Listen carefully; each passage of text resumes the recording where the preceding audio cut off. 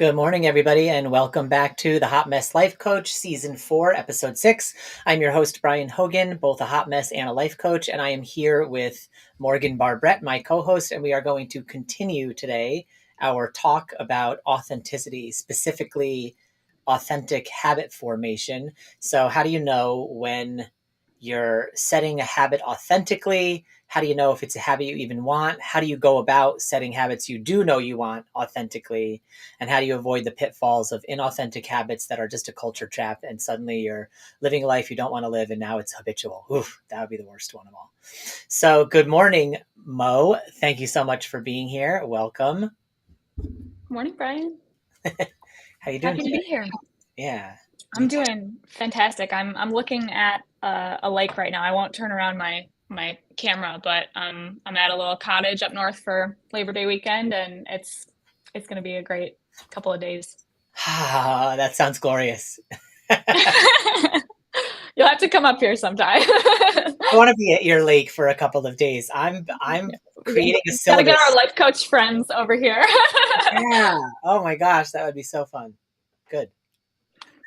But anyhow, authentic habit formation, to start with like a general definition, I think that authentic habits are habits that are rooted in or based on like our personal values, personal goals, or like our personal idea of how we want to grow. Whereas perhaps, less authentic or not authentic habits that we're trying to form are more so based on societal expectations and like what other people may value. And so setting authentic habits is like about checking in with, is this something that I genuinely personally want and that genuinely aligns with the values that I hold important to myself? But that's my understanding of like a basic definition of what it means to set authentic habits.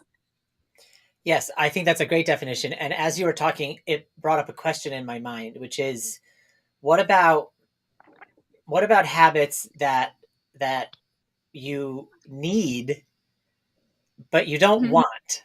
Like Okay. Like your doctor tells you need to start walking more or you're going to die early, or Okay.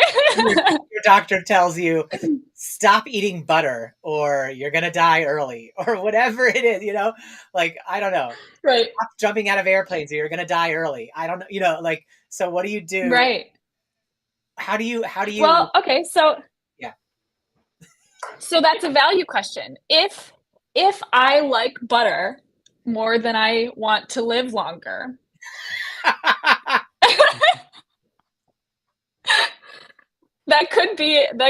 perhaps it's not an authentic habit for you. But if you kind of dig in, you're like, okay, like what do I really value? Like, do I want to have more time with the people that I love? Do I want to, feel like energetically better on a daily basis? And I, by the way, don't think that of all the things that you could cut, I don't think that butter is the worst of them. Like in general, as a general rule of thumb. Actually, so I'm going off on a small tangent, but when I went to study abroad in France, my host mom, like French people generally like eat relatively healthier than Americans do. My host mom, every time that she was cooking a meal, she would just put like a surprising amount of butter on everything. And I was like, whoa, like, isn't that like unhealthy? And she was like, think about what you eat. I was like, so just all that to say, like butter, apparently, I don't think of butter as like that negative of a thing. And if I were to try to form healthy habits, that would not be the first thing I would cut. All right. What if your doctor said, stop, you have to stop drinking bleach? Stop drinking bleach. Well, then what? I don't know if you would get a chance to talk to your doctor about that. All right. Well, that's interesting. That's a good point. But you bring up you're making sense though about it being, butter aside, what's better than butter is values, Mm-hmm. right? So if you dig into the question of, I want butter and I want life, right? Then like, obviously, yeah, I want them both. Yeah. the value of life is probably going to supersede butter because you can't have butter without life. So it's like one has to come before the other. I mean, I don't know. We don't know Right. in the spirit realm. Maybe there is spiritual butter and you can have it. I don't know. But like, as far as we're concerned, when you die, that's the end of your ability to enjoy butter, as far as we know. And so, you probably want life first and then butter. However, this Mhm. raises another question. What about when it's an addiction? So maybe addiction and habit formation. I mean, there's a lot of overlap between those two topics, but obviously their addictions are can be different. But like Mhm. an addiction is a habit you don't want, right? But you already have. So maybe this is a different topic, but maybe it's about like authentic habit dissolution. It like, so how do you, Mhm. if you have an addiction to butter, for example, so Okay. it's authentic for you to want to quit butter. That's actually Mhm. authentic. You want to do it, Right. but you can't Mhm. because you're Well, addicted I to think butter. we have to remember that habit formation doesn't have to be all or nothing. I don't have to, like, either do the thing or not do the thing, or if I choose to, try to get movement and be, like, treating my body, like, more better with, like, exercise, I don't have to do that every moment of every day to be aligned with whatever habit I'm trying to develop. Like, you could say, like, "Okay, I think that if I, cut back on my butter, that would be better for me."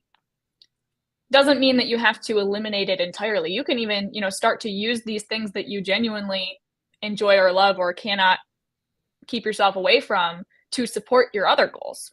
Like, oh, if I complete this thing, this goal that I have, then I'm going to reward myself with, butter.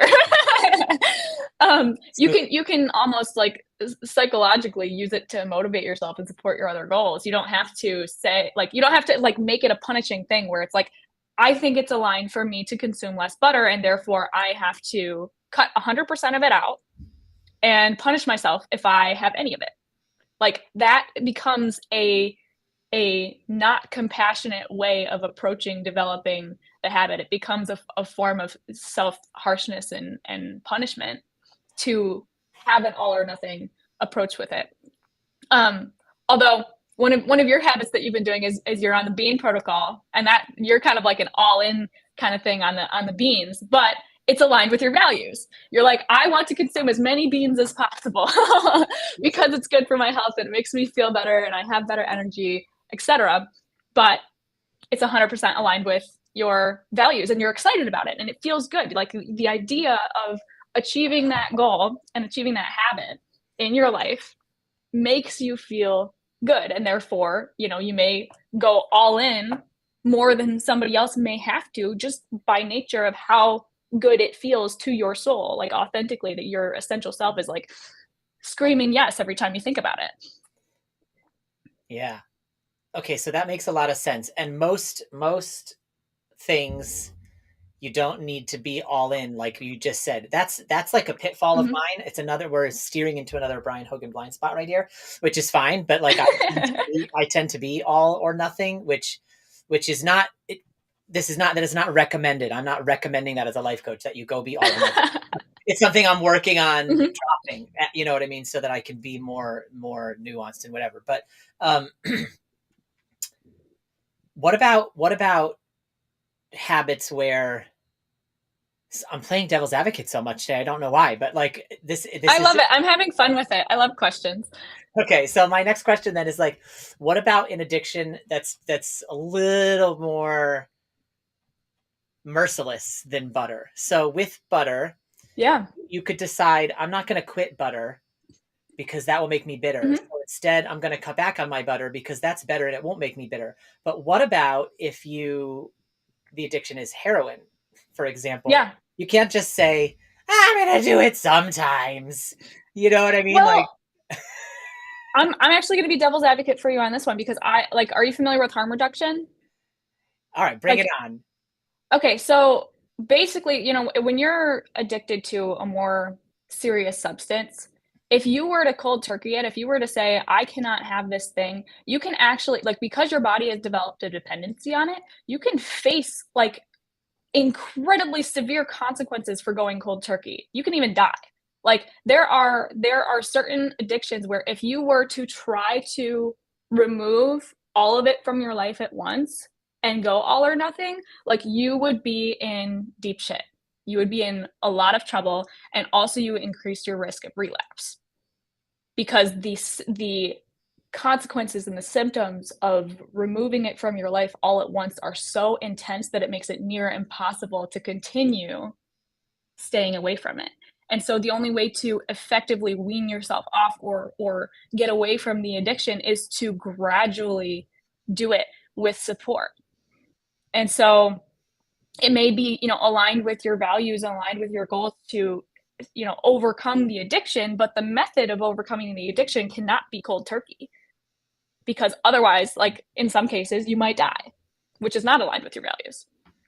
Most likely, yeah, right. Yeah, most likely, hopefully, right? Yeah.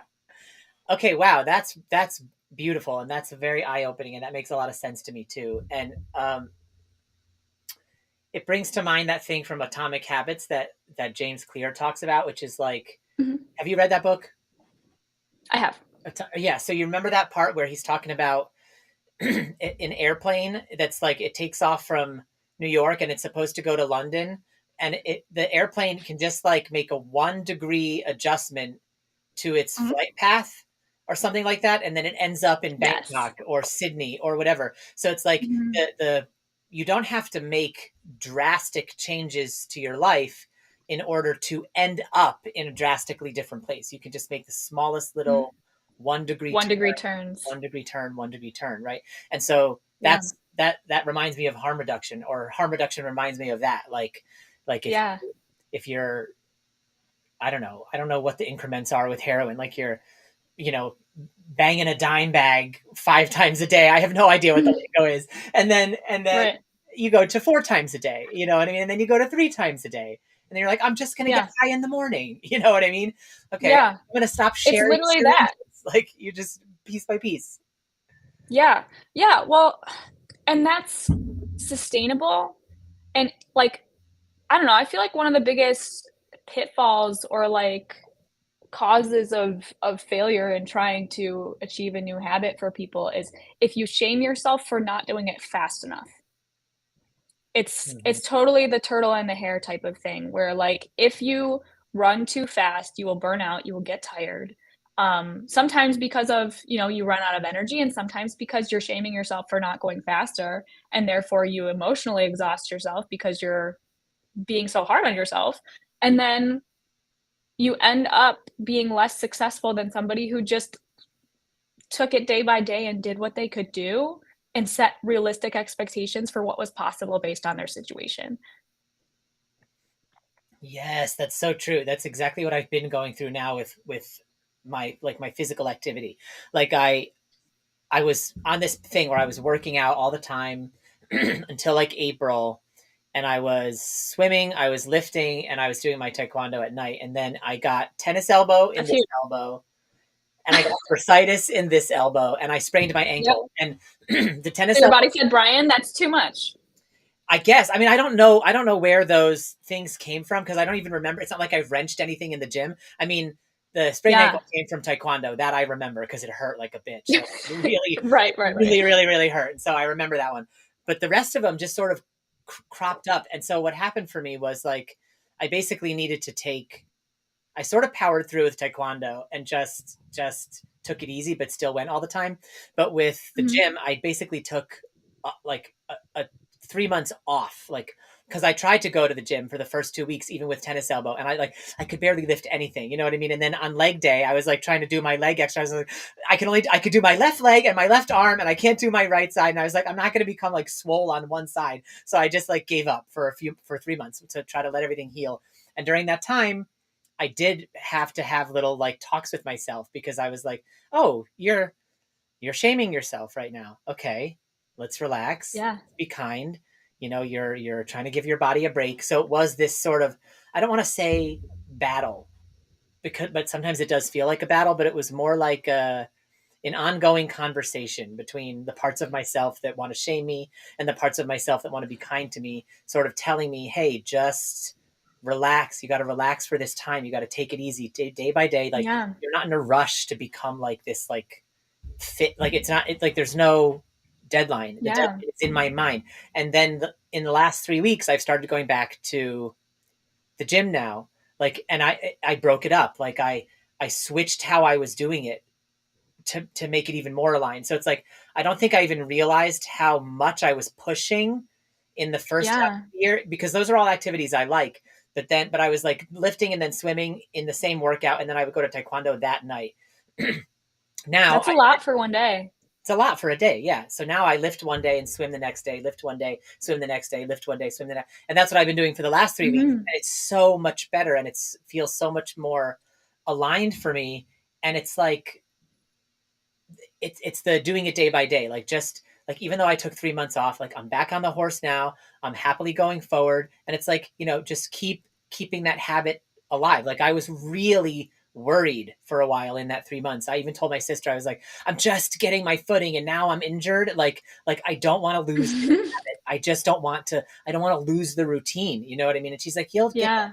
you'll get it back. You'll jump right back on when you're ready. And I was like, okay, well, you don't know. You're dumb. Whatever. But like she's not dumb, and she was right, and she does know. And now I am back, and it's like the tortoise, right? Which one's the slow one? Yeah, the tortoise. Like so, I'm being the tortoise now, just like keeping the habit going. And the thing that I learned is that habits can evolve too. Like it's not like you need to say, Yeah. my habit is gym every day, and then and then you never rethink it. Like now that I'm going back, I am in the gym every day, but it's not everything every day. So it evolved. It used to be Yeah. everything every time I go. Now it's lifting, then the pool, lifting, then the pool. And I also now go to taekwondo 2 nights a week instead of 5, because everything needs to be manageable while I pursue other goals and habits that I'm trying to create, like finish Yeah. grad school, for example. Like so, yes, it's And good. that's part of the 1 degree, yeah.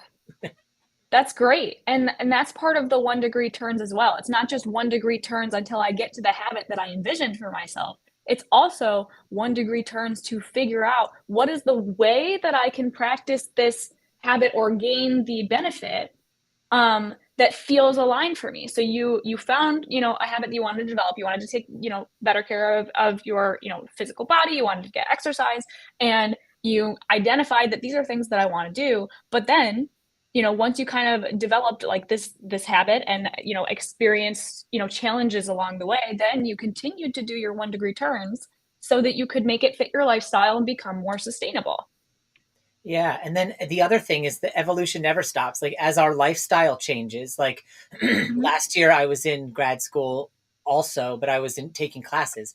This year I'm in grad school and I'm in internship, and so my schedule is wildly different. And so to not adjust my habits to fit my new lifestyle would be sort of crazy, because it's like taking a habit that Yeah. fit 9 months ago and saying it still has to fit now, even though it doesn't fit Yeah. anymore. And so like the willingness to be flexible and adaptable with the goal or the habit as we discover what's Yeah. working and what's not working, and like maybe what we actually prefer. Like I thought like I wanted to do lifting and swimming in the same day, but now that I'm really letting that be a habit, like deep in my cells, it becomes even more true Yeah. that there's no rush. And when it becomes more true that there's no rush, it's the need to overdo it becomes less. And so like Yeah. it's just like you get to the habit you envisioned, but then even in that perfect habit that you love, like your life outside of that habit will change, and so you still have to be willing to let that habit evolve again. Yeah. You're reminding me of a like metaphor that one of my clients uses very frequently. He always says, it was like I was trying to fit a square peg into a round hole. It's like it wasn't working, but it wasn't working for a reason because it just didn't fit. And if I find, the right peg, if I find the thing that fits, then I won't have to struggle so hard. I won't have to force it. I won't have to like feel so much resistance and struggle if I find the right thing. Yeah, it's funny. I almost said square peg in a round hole a little while ago. Really. It's a good one. It's like a simple image that really gets at like the core of what we're talking about. And I think that, fits in with a lot of things. And like in relation to authenticity, this whole season is about authenticity. And like when you find the thing that is aligned for you, when you find a thing that is authentic, it doesn't feel like you're trying to fit a square peg into a round hole. It feels like it fits. Yeah, exactly. And it could be scary still. Like you might be Yeah. stretching yourself outside your comfort zone, but fear is not the 100%. same thing as dread or feeling trapped. You know what I mean? Yes. Fear, Very fear, different emotions. yeah, fear is a passenger you will always have with you if you're going to continue to stretch and grow. There's no, Yeah. there's no scenario in which you just are fearless every time you try something new. Like Right. fearlessness is a weird sort of it's almost like fiction. Like like, unless you're Yeah. in that situation where like you see an infant under a car and you become Superman and you lift the car because like the adrenaline's flowing through you, fine. In that case, maybe you're fearless, like for those few seconds because you don't have time to think. Right. But Right. in every other situation where you're like in this per this conversation where you're like deliberately and intentionally trying to form habits or create systems to support those habits, you do have time to Yeah. think. And so because you do have time to think, you are going to fear, and fear is okay. Yeah. It is not, avoiding fear is not the goal. It's avoiding being trapped in a life you don't want. That is the goal. And sometimes that will be very, very scary. Yeah. That reminds me of something that's always really like affirming or encouraging for me is when I like remind myself that like courage is not an emotion, it's like a characteristic. Like cuz Mhm. courage is not the absence of fear. It is what you do and how you react in the face of fear. And so when people sometimes people will confuse or conflate courage with fearlessness, and they're quite opposite kind of.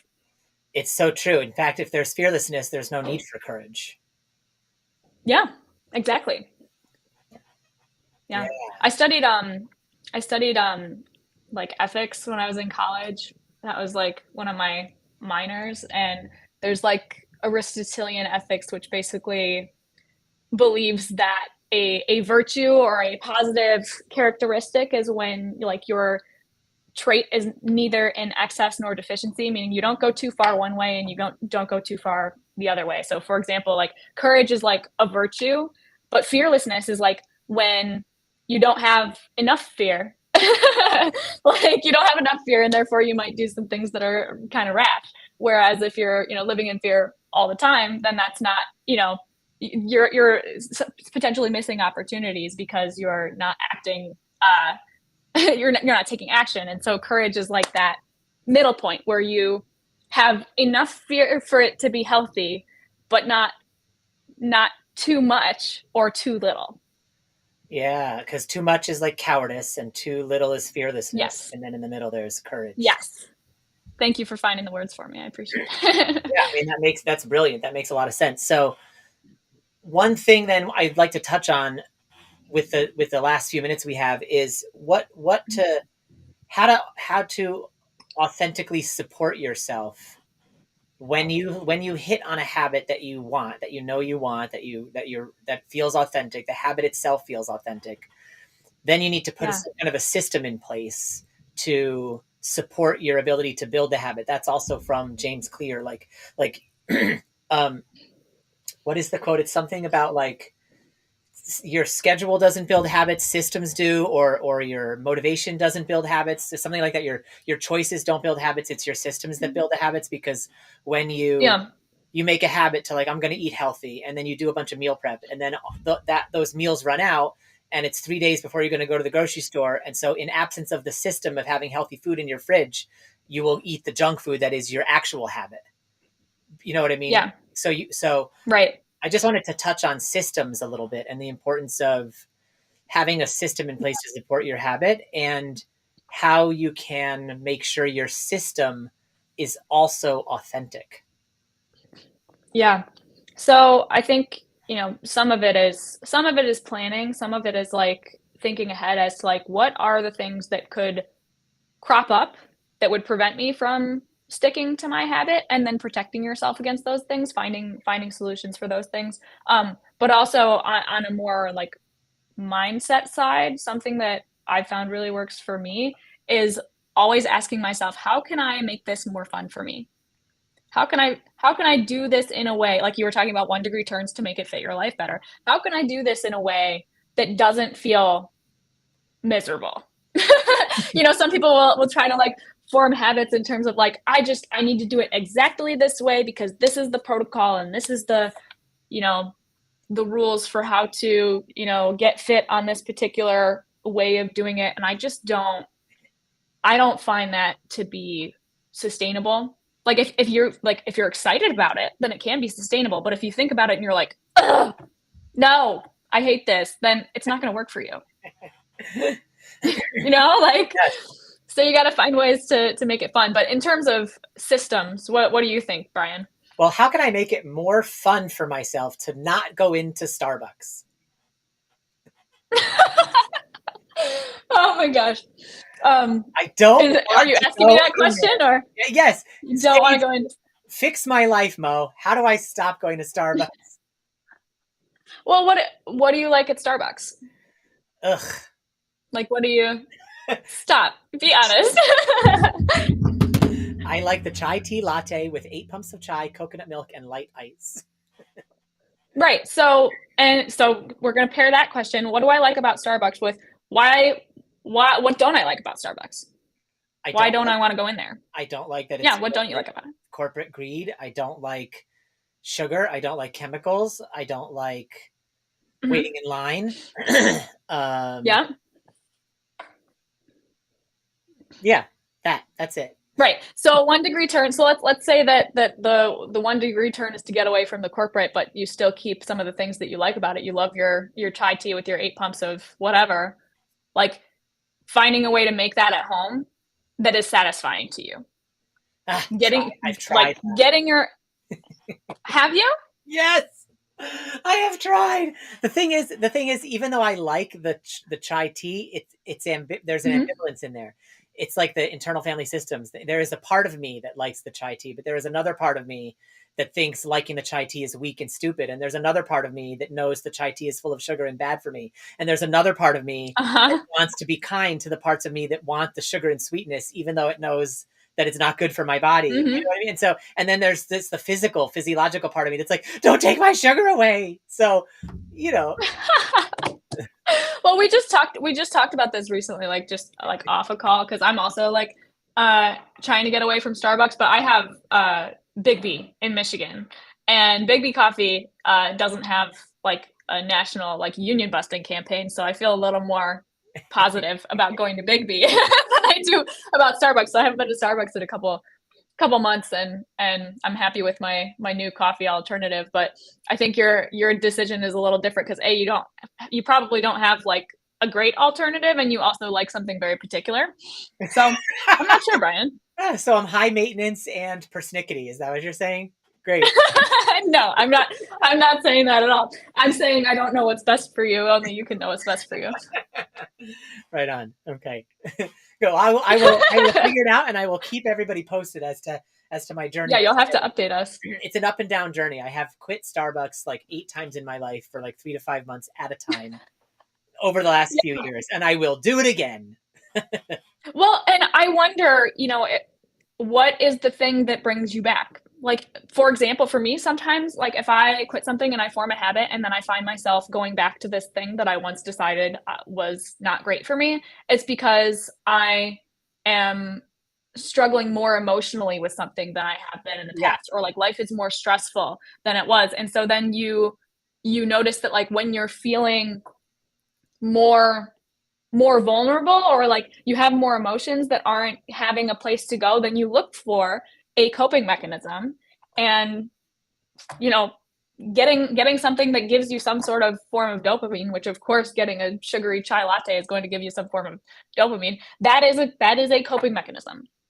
Like, Oh yes, and that's exactly what happened. And it was in April when I had all those injuries, and I was like basically stuck being immobile for a while. yeah. Like, oh, this sucks. And you cannot be mad at yourself for that. You had a out of nowhere, unexpected, unpredictable new challenge in your life that required additional coping mechanisms than you otherwise would have had to use. And so you did what you had to do to get through this horrible time.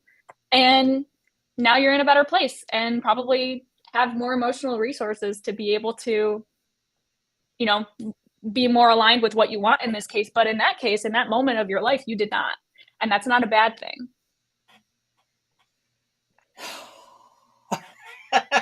Okay, one day soon, I will update you guys again. But right after this call, I'm going to get a latte. So I'm not going to make any. I'm not going to make any proclamations about that. Is not a habit so I'm funny. forming today. I'm going to be authentically sugar ridden for the afternoon, for the morning. And it's not going to kill you. It's Yeah. not. Knock on press board. Thank you. Yes. Okay, well, this was really fun. Thank you for talking to me today about authentic habit formation and my latte addiction. I appreciate it. This has been a great conversation. I'm sad it's ending. Well, thank you so much, everybody, for tuning in. If you want to find out more about Morgan and what she does, you can do that online at selfloveatlas.coach or on Instagram at Morgan Barbrett. And if you want to learn more about me and what I do, you can visit me at thebrianhogan.com, or you can find me on all the social medias at the Brian Hogan.